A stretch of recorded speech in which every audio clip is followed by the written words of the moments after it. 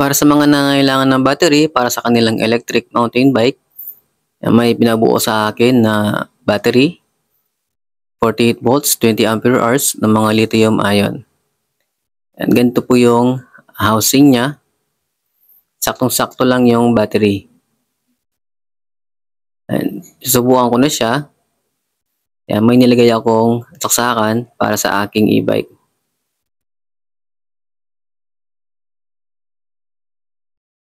Susubukan ko itong battery kung gaano yung distance na mararating ko. Kung gaano kalayo. Yan guys, bali ganito yung setup ng aking camera. Yung oras ay 3:36 PM. Yung sa may bandang itaas, sa may kaliwa, at saka sa bandang taas naman, sa may bandang kanan, yung may trip A. Ayan, doon magre-record yung distance, kung gaano kalayo. Ayan, meron din siyang average speed at max speed. Ayan, medyo mahaba-haba po yung video. Ayan, patuloy nyo lang panoorin para makita ninyo kung gaano kalayo ang mararating ng battery na ito. Ayan, wala pong cut ito para legit po tayo.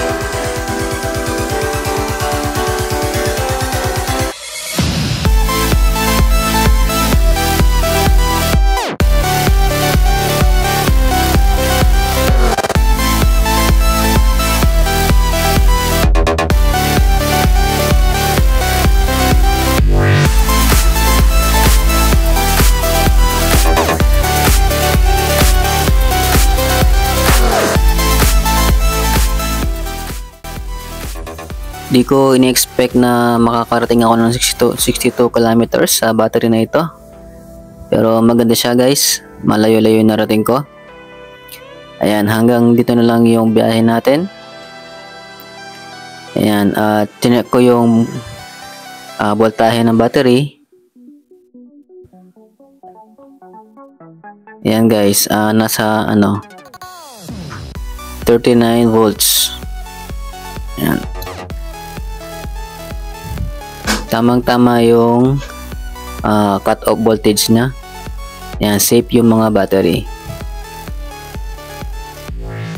Okay, thank you for watching guys. Hanggang dito na lang yung video. Ayan, like and share. Thank you for watching.